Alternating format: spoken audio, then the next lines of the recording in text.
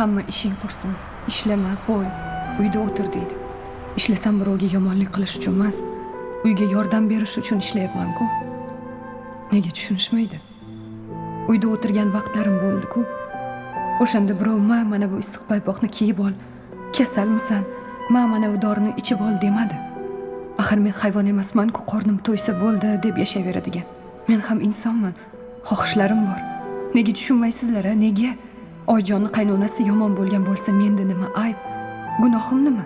Hammasiga chidab yashashga majburmanmi? Oyi, Ho, qizim. dam olish kuni dadam bilan toqqa chiqaylik. Buvam, siz, men, ammam, men hammamiz birga chiqamiz. Qaniydi qizim shunaqa bo'lganda? Dadayning vaqti yo'q.